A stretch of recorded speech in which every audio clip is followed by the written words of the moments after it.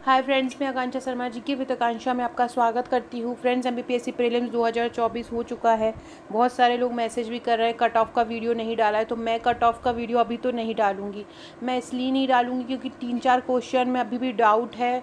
आयोग अलग आंसर दे देते हैं, फिर आप लोगों का अलग रहता है, तो उसमें क्या है ना कि आप लोगों का पूरा वो दिनचर्या ही बिगड़ जाती है। और बाकी बहुत सारे कोचिंग इंस्टीट्यूट ने कट ऑफ डाल दिया है। और मैंने भी आपको बोला है कि अगर 75 से 80 तक मार्क्स हैं, 75, लेकिन मेरे एक फ्रेंड हैं वर्ग 1 में टीचर हैं वो, और उनके 88 मार्क्स आए हैं। तो अब जो लोग पहले से पढ़ाई कर रहे हैं, और या मैं बोलूँ कि मैं इस बारे में आगे बात करती हूँ आप लोगों से, पहले मैं ये बता देती हूँ कि जिनका भी नहीं हुआ है, जिनका भी अभी एमपीपीएससी प्रीलिम्स में नंबर कम आए, कोई बोल रहा है मेरे 59 पे रह गया हूँ, कोई बोल रहा है मेरे 65 आ गए, मेरे 62 आ गए, मेरा 70 मैम 74 में होगा कि नहीं। तो देखिए, अभी आपने एग्ज़ाम दे दिया है नहीं, क्योंकि इस बार इस इतनी सी पोस्ट पे 110 पोस्ट हैं, उसमें भी वही 27%, 13% को वही रिज़र्व रखा जाएगा। वो बहुत कम पोस्ट पे फिर आप लोगों को प्रीलिम्स का वो 20 टाइम्स देंगे। और बोले तो कि इतनी सी पोस्ट के लिए कट ऑफ अगर निकालेंगे ना, तो वही कट ऑफ तो हाई जाना ही है। और जिन्होंने दिया है, कुछ लोग पता है एग्ज़ाम देते हैं, उनको पता है कि यार पोस्ट कम है, इस बार नहीं भी होना है, लेकिन इस एग्ज़ाम इसलिए भी देते हैं कि हाँ, हमको ये एमपीपीएससी कभी ना कभी तो निकालना ही है। तो एग्ज़ाम तो वो देते हैं क्या, क्योंकि कंटिन्यूटी बनी रहती है। बाकी परिवार का बहुत ज़्यादा प्रेशर है इस बार। लास्ट टाइम चांस दिया था, या कोई ऐसा है जो ओवर एज हो गया है, या किसी की शादी होना है, तो यही एक समय था। तो ये एमपीपीएससी के साथ हम ये नहीं कर सकते। एमपीपीएससी के लिए हम एक ये नहीं कर सकते यार हमने खुद से प्रॉमिस कर लिया है और अब हम बहुत मेहनत कर रहे हैं तो अब हमारा हो ही जाएगा। एमपीपी किसी और एग्ज़ाम के साथ फिर भी 1% ये चांस मान सकते हैं, लेकिन एमपीपीएससी के साथ नहीं मान सकते। 3 स्टेजेस में एग्ज़ाम होता है, कोई फर्स्ट स्टेज में रह जाता है, कोई सेकेंड स्टेज में रह जाता है, कोई ऐसे हो रहे हैं जो फर्स्ट स्टेज में ही नहीं हो पा रहे। यकीन मानिए, नहीं, इसमें ये नहीं है कि आपने मेहनत में कमी की है, कि आपने मेहनत नहीं की है। आप लोगों ने बहुत ज़्यादा मेहनत करी, आपने अपना दिन रात एक कर दिया है।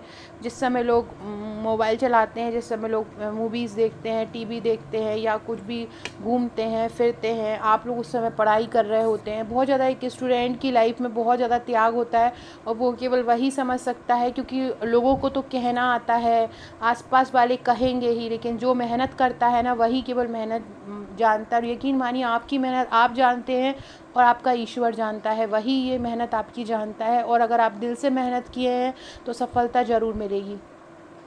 अब बात की जाए, मैं ये बोल रही हूँ कि तनाव क्यों ना लिया जाए। तनाव इसलिए नहीं लेना है क्योंकि जो आगे पोस्ट, क्योंकि अभी तो पोस्ट इंक्रीज़ हुए नहीं है, ऐसे कोई आसार भी नहीं दिख रहे हैं कि इस बारी एमपीपीएससी प्रीलिम्स में पोस्ट ऐड कर दें। तो जो अगली वाली पीएससी आनी है, बहुत सारे डिपार्टमेंट में पोस्ट खाली हुए हैं, जो जिनकी भर्ती एमपीपीएससी से होती है, तो अच्छे खासे पद आपको एमपीपीएससी में देखने को मिलने वाले हैं।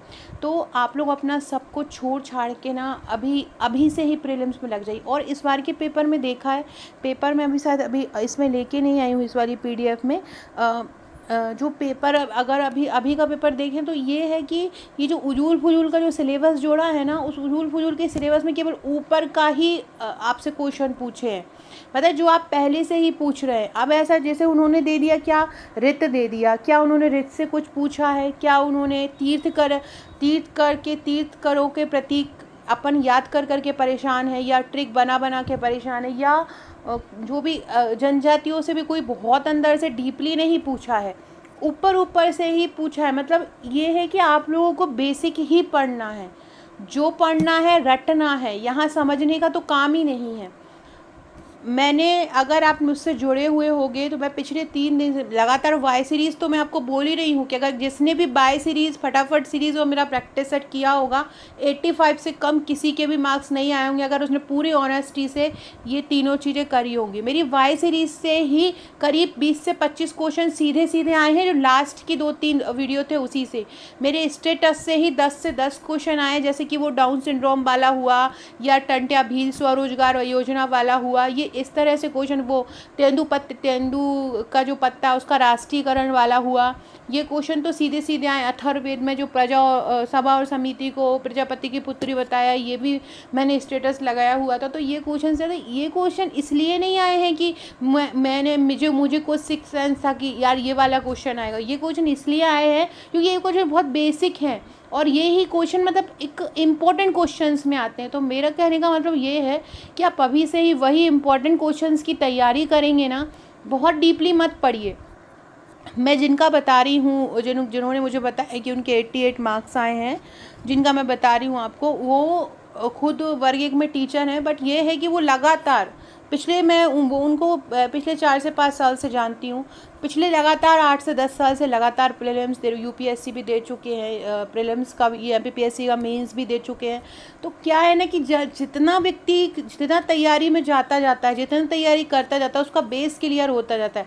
अब ये जो बेसिक क्वेश्चन है, आप ये समझिए कि जो न्यू सिलेबस ऐड हुआ, आप यूपीएससी का पेपर देखेंगे ना, तो आप यूपीएससी के लिए जो एग्ज़ाम की तैयारी कर रहे होंगे ना जो बच्चे, वो एमपीपीएससी का पेपर आराम से निकाल लेंगे। क्योंकि पॉलिटी में जो आर्टिकल्स वगैरह हैं, हर बारी वहाँ से क्वेश्चन पूछा जा रहा है। अर्थशास्त्र में जो क्वेश्चन है नॉर्मली वहाँ से पूछा ही जा रहा है। करंट अफेयर्स के जो क्वेश्चन है, हिस्ट्री के जो बेसिक क्वेश्चन है वही पूछे जा रहे हैं, मतलब। और एमपी स्पेशल, जो मध्य प्रदेश स्पेशल है, अब एमपीपीएससी का बच्चा है तो एमपीपीएससी को, मध्य प्रदेश को तो घोल के पिएगा ही ना, तो एमपीपीएससी को बहुत ज़्यादा स्पेशली आप लोगों को वेटेज देना है। तो इन सब चीज़ों को आपको बहुत ज़्यादा वेटेज देना है। एमपीपीएससी में मध्य प्रदेश को देना है, पॉलिटी को बहुत ज़्यादा देना है, हिस्ट्री को देना है। ये चीज़ें बहुत ज़्यादा इंपॉर्टेंट रोल प्ले कर रही हैं पीएससी के एग्ज़ाम में। हम एक ही चीज़ के पीछे भागते रहे एमपीपीएससी में, अभी न्यू टॉपिक करा दो, न्यू सिलेबस है तो बोधिसत्व कर लो, तीर्थकर कर लो, जनजातियों के मतलब उपजातियों के, और वो ऐसे ऐसे नृत्य, ऐसे ऐसे नाट्य, ऐसे ऐसे जो मतलब किसी ने सुने नहीं, उन क्वेश्चनों को करने में लगे हुए हैं। तो नेक्स्ट प्रीलिम्स के लिए हमको क्या करना है ना, इन सब को ना ध्यान देके हमको बेसिकली सबसे पहले हमें सरल क्वेश्चन बहुत पहले से निपटा देने हैं। इसके लिए मैं क्लासेस भी स्टार्ट करूँगी एमपीपीएससी प्रीलिम्स की, चूँकि न्यू व्यापम का भी कैलेंडर आने वाला है और उसमें महिला सुपरवाइज़र की वैकेंसी भी आने वाली है। तो जो महिलाएं हैं जो अभी कोई जॉब नहीं कर रही, किसी भी तरह की गवर्नमेंट जॉब में नहीं है, वो महिला सुपरवाइज़र की तैयारी स्टार्ट कर सकती हैं। हमारे एमपी महिला सुपरवाइज़र के नोट्स भी प्रिपेयर हो चुके हैं, तो आप वो परचेज़ कर सकती हैं। बाकी एमपीपीएससी प्रीलिम्स के लिए मैं आपको बोलूँगी कि हमारा जो प्रैक्टिस सेट है, जो अभी 2024 में जिन्होंने लिया है और जिन्होंने नहीं लिया है, वो अगर हमारा ये प्रैक्टिस सेट और हमारा ये प्रीलिम्स के दोनों नोट्स अगर बहुत अच्छे से पढ़ लेंगे, तो आपकी बहुत शानदार तैयारी अभी से प्रीलिम्स के लिए हो जाएगी। इन नोट्स के साथ आपको एक ग्रुप मिलता है, हम ग्रुप में भी बहुत शानदार तैयारी करवाते हैं, ग्रुप में भी अपडेट देते हैं। करंट अफेयर से भी आप डे बाई डे अपडेट रहेंगे ना, तो भी आपको एमपीपीएससी में कोई प्रॉब्लम नहीं आएगी। करंट के लिए आपको लास्ट तक नहीं भागना पड़ेगा। जो लोग शुरू से ही मैं करंट अफेयर्स की क्लासेस भी जनवरी से ही ले रही थी, जनवरी से ही आपको बता रही थी। तो अगर आप वही बहुत अच्छे से करते, और हमारे यहाँ एक नया टॉपिक जुड़ा है सिलेबस में, मध्य प्रदेश अर्थव्यवस्था, आत्मनिर्भर मध्य प्रदेश।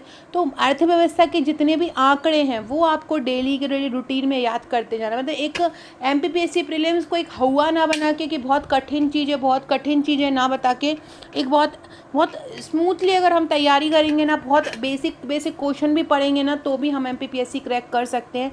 ये कोई बड़ी डील नहीं है।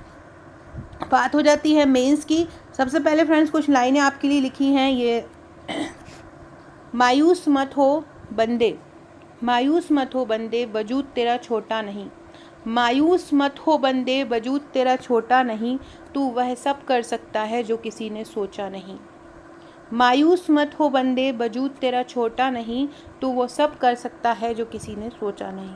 सो फ्रेंड्स, आप अगर एमपीपीएससी प्रीलिम्स दे भी रहे हैं ना, और अगर आपकी इस बारी एक स्टूडेंट का मेरे पास मैसेज आया था, मैम मैं इतना ज़्यादा पढ़ी हूँ, वो मेरे 59 मार्क्स आए, इतने तो कोई बिना पढ़े ही ले आता। तो ऐसा नहीं है, बिल्कुल भी नहीं है। पेपर ऐसा नहीं आया है कि कोई, हाँ पहले के जो पेपर आते थे पीएससी के पहले के पेपर में ऐसे 40 क्वेश्चन आते थे, मतलब जो व्यक्ति थोड़ा बहुत भी एमपी पढ़ा है, मतलब 40-50 क्वेश्चन एमपी के आ जाते थे कि कोई ना थोड़ा बहुत भी एमपी पढ़ा है ना तो वो कर देगा। लेकिन इस बारी के पेपर में ऐसा नहीं है, अगर पढ़ाई की है तो ही आप मार्क्स लेके आ पाएंगे।